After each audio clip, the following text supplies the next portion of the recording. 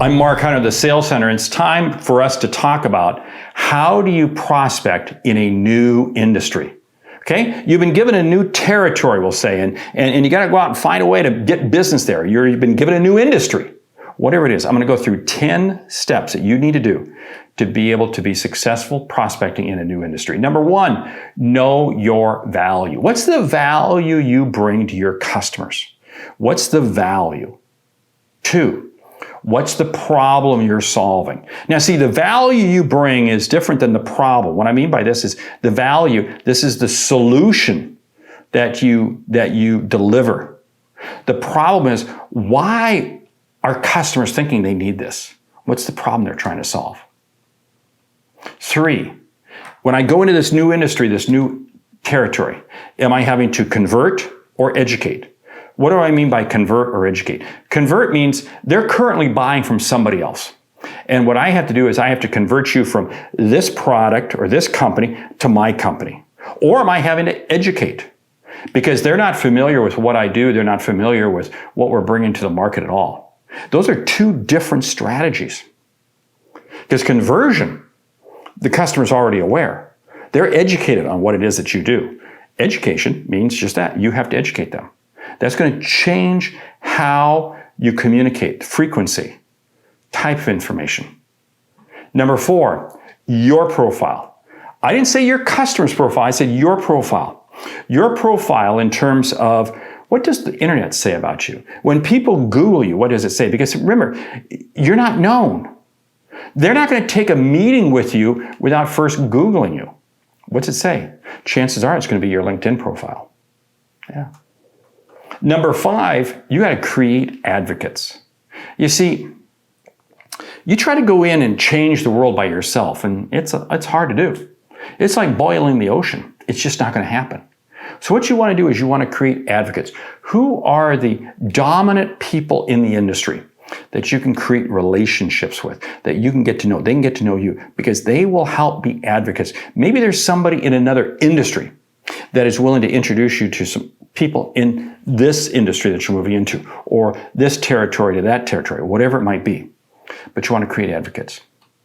Number 6, build your ICP. Remember, you're going into a new industry. Even within a new industry, you're not going to be able to sell to everybody. Narrow your focus. Get very tight on your ideal customer profile. Same thing with a territory. You can't embrace the entire territory at one time. Focus in. Number 7 builds on this, and that's focus your effort.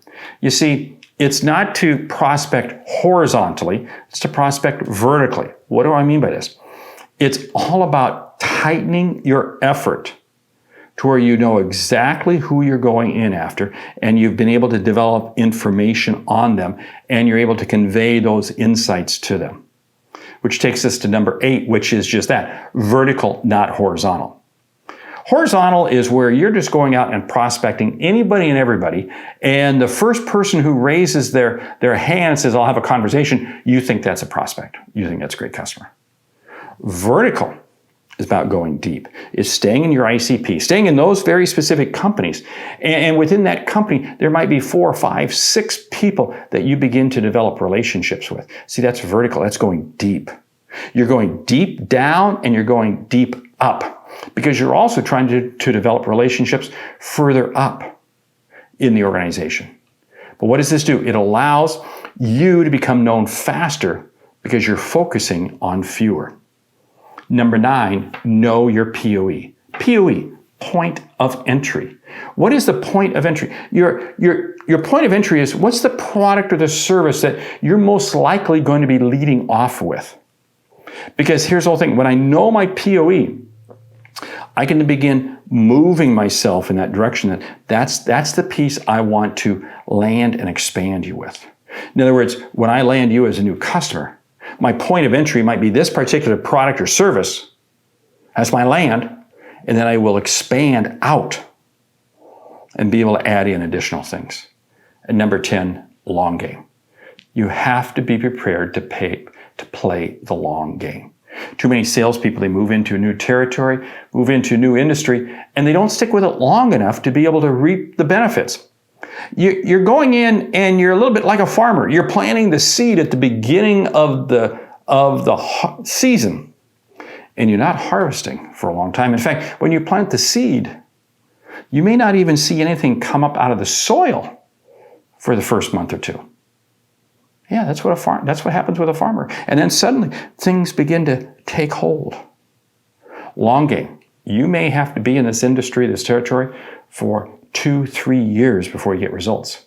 But they'll come if you follow the 10 pieces, the 10 steps I've laid out here. My name is Mark Hunter, the Sales Hunter.